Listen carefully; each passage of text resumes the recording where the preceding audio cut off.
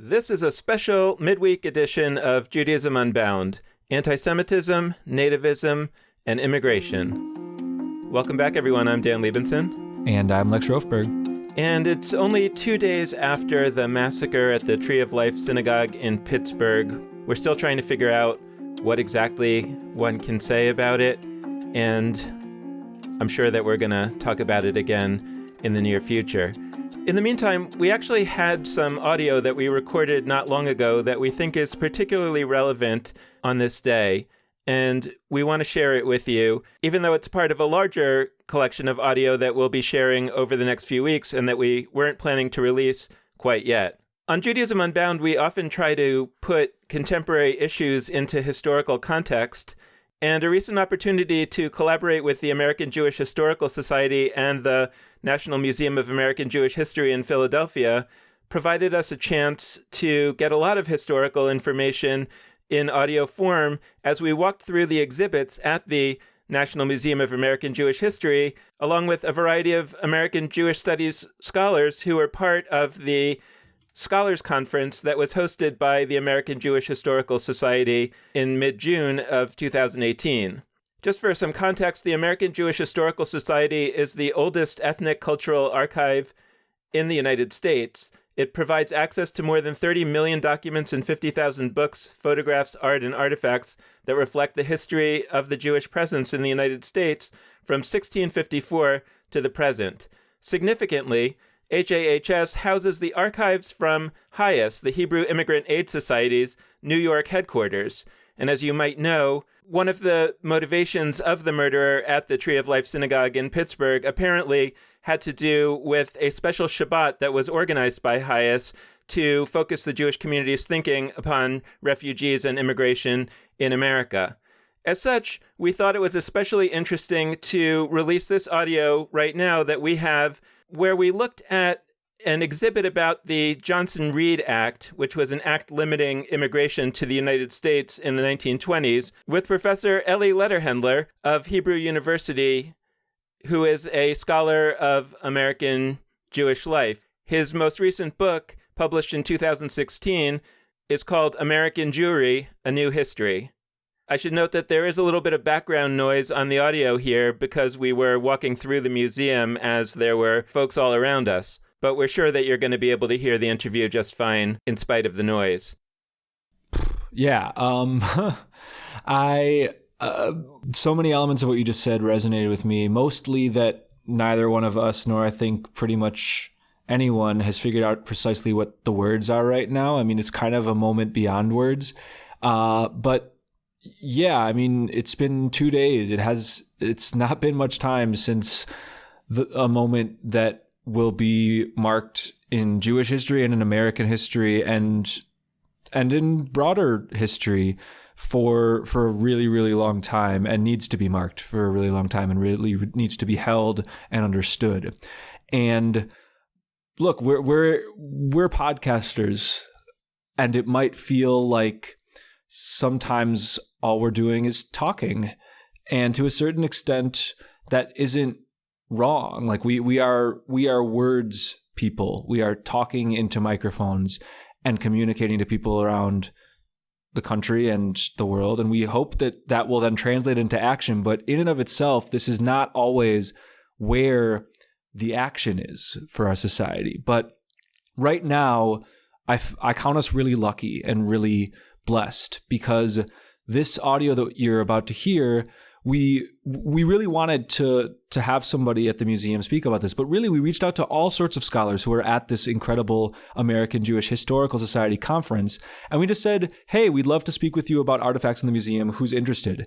And Professor Lederhendler was one person who expressed interest, and we happened to get something that turned out today to be such a relevant contemporary testimonial. Obviously, the events he's talking about, the Johnson-Reed Act that passed, were almost 100 years ago. 1924 is the date that will loom very large in this episode. But this is really a right now episode. This isn't just a historical episode. When we have pressing political moments where we need to turn to one another as Jews and turn to one another as people beyond just the Jewish community and really combat the forces that would harm us and would harm so many other marginalized groups in our society, we can't just do that in our moment. We must also look back and recognize other moments, especially when they can teach us so much. Because this isn't just academia. This isn't just some interesting historical narrative. This is something that we all need to internalize and apply. Yeah, and I would just note that what's really interesting and I think significant about HIAS is that it started as an organization that was created in order to help Jews immigrate to the United States. And when that task became much smaller, HIAS didn't go away, but it turned its attention to helping others immigrate to the United States. And a quote that I've heard in conjunction with what they do, and it might even be their own quote, was that initially they did this because they, the immigrants, were Jews, and now we do it because we are Jews. With that, let's listen into the interview with Professor Lederhendler. So the document that we have here is it's called the Act to Limit the Migration of Aliens. It's the Johnson-Reed Act of 1924. It succeeded the previous immigration restriction law of 1921. It is informally called the Quota Act because it reinstituted and in fact made the quotas more stringent. The quotas that were instituted first in 1921 used a kind of a baseline figure of the American population, the makeup of the American population in terms of ethnic origins dating to 1900. And in the 1924 Act, the baseline was moved back to 1890. That in itself was a way of saying, let's use as a baseline a time in American history when there were fewer of these immigrants here. It was weighted very specifically to favor countries in Northern and Western Europe. Similarly, it was weighted against, with much, much lower quotas, for the countries of Eastern and Southern Europe. So that Jews, for example, who were coming mainly from Eastern Europe by that time, although some were still coming from Germany and Austria, but still, we're dealing mainly with Eastern Europe as the great reservoir of Jewish population in the world at the time. The Jewish immigration rate declined between 1920 and 1925 by 90%. And that shows you, pretty much how drastic the effect was on the quotas. Now, it should be said that there was no Jewish quota. Jews were counted when they entered the United States. They were counted as Hebrews. Jews was not considered polite enough, but they were counted. Nevertheless, there was no quota for Hebrews per se. The idea that depressing the quotas for Eastern Europe would effectively reduce the number of Jews coming in, that was very clear in the minds and in the words on record of the congressmen and senators who passed these laws, which is why the Jewish community in the United States went to the barricades to try and keep the gates open. They realized that by saying immigrants who want to come to America, who are like us, and by the government saying they're undesirable, indirectly, they're saying something about us too. They're saying that, well, we may not be the ideal image of the American citizen, and they couldn't accept that, of course. So they went down fighting, but they did go down. Restrictionism was victorious. Was the restriction on immigration, to what extent was an attempt to reduce the number of Jews sort of driving it as opposed to one of many consequences? Nobody was going to say outright, we want to restrict the number of Jews, although some people did say that, but it didn't go into the legislation, obviously. Even then, there were enough people around Washington who knew better than to do that. But by depressing the quotas for places like Poland, it was very, very clear. It's not just that Jews were coming from those countries. Jews were disproportionately represented among the immigrants coming from those countries. In other words, if you look at the data on overall immigration to the United States, Jews, who are a very, very small people, given the world population, right. Jews constituted 11% of all of the immigrants entering the United States in the period leading up to 1921. 11% is a lot, but not only that, very, very few Jews left America and went back home, as opposed to many of the other immigrants, Italians, Poles, Greeks, Slovaks, many of them, up to 30% and more, were transmigrants who went back home. Jews didn't do that, by and large. But that meant that the 11% that they constituted coming in shot up to 18% when you measure net migration. That is, among those who stayed, the Jews were 18%. That's a great deal. So they were visible. They were also very heavily concentrated in New York City and several other major cities, so that the idea that restricting immigration from Eastern Europe was likely to bar a large number of Jews from coming in, that wasn't something that one needed a physics degree to figure out.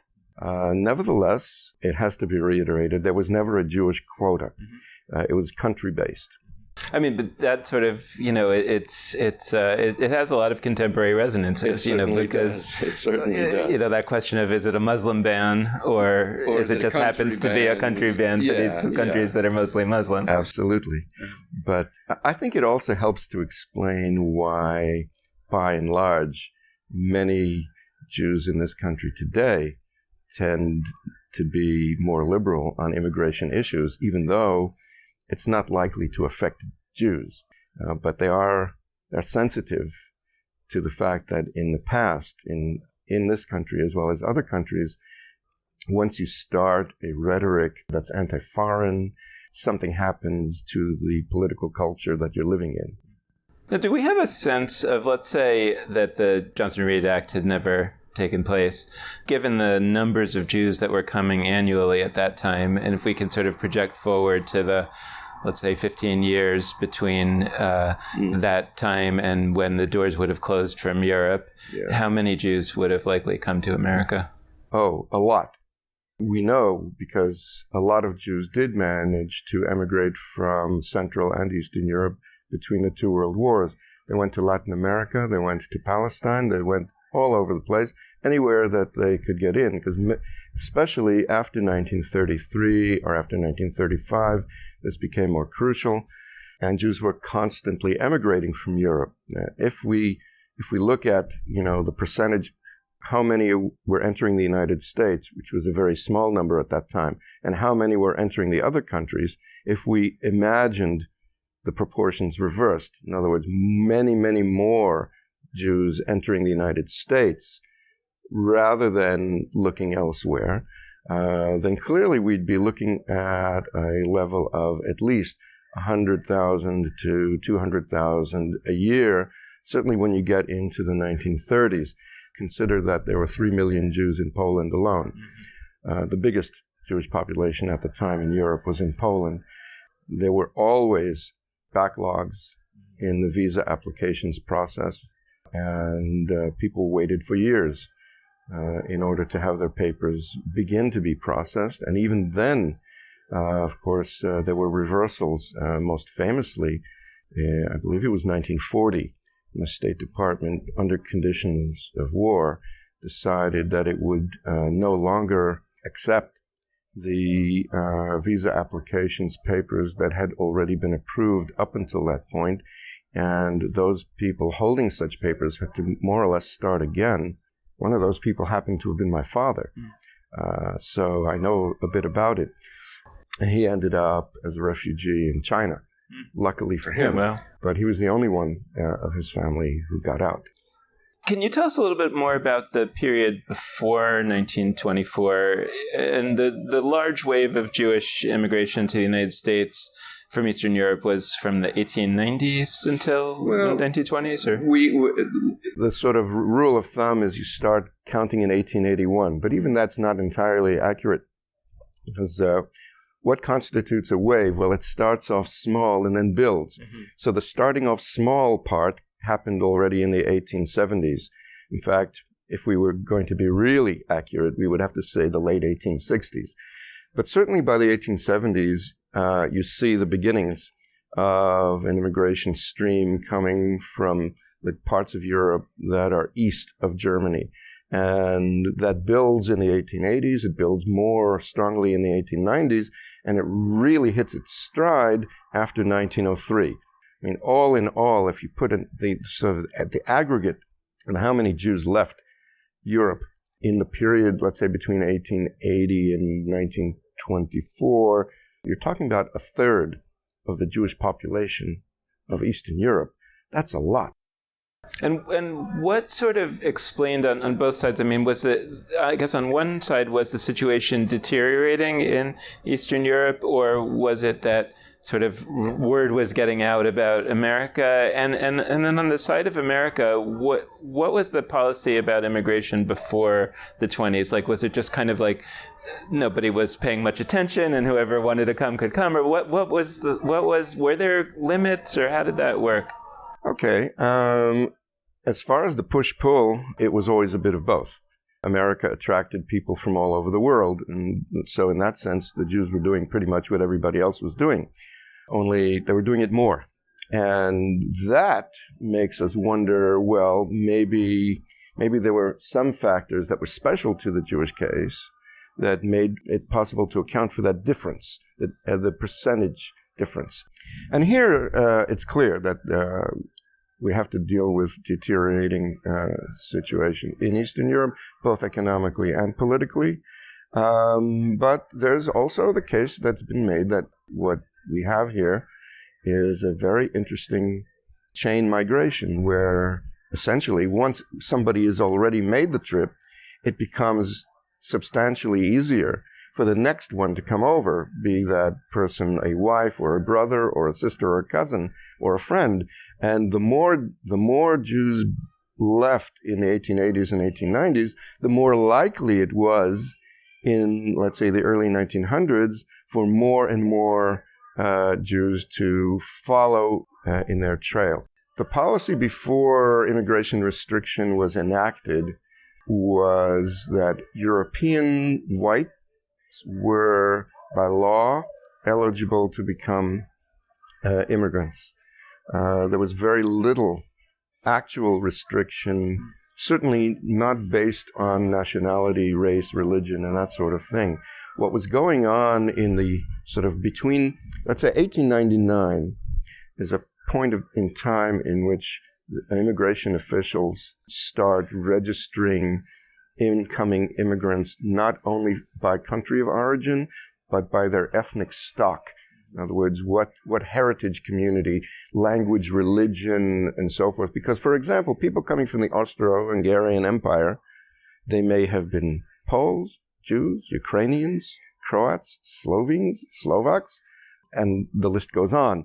This is what enabled them in the end to institute the quota laws, because they knew how many people there were and who they were. That's number one. Number two, there were always certain restrictions. For example, people with certain diseases were barred from entry, physical as well as mental. People with criminal or radically political records were weeded out. What's striking in the Jewish case is how few people were actually deported.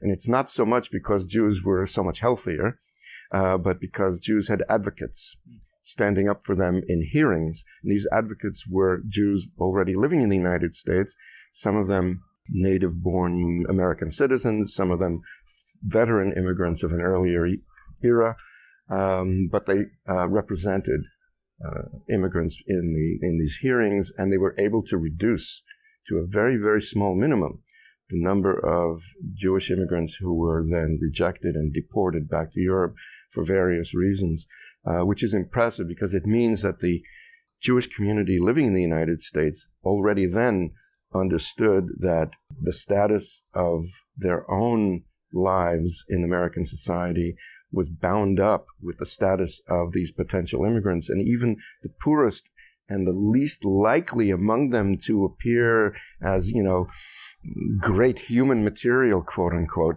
even in those cases, the people who were essentially candidates for deportation were the least likely to appear as desirable.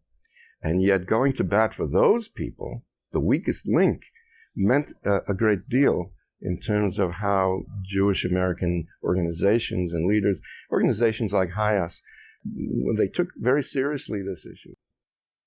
Well, so Lex, often in the past, we have experienced anti-Semitism as its own particular egregious attack on Jews, and practically Jews alone, by a majority of people in a certain country.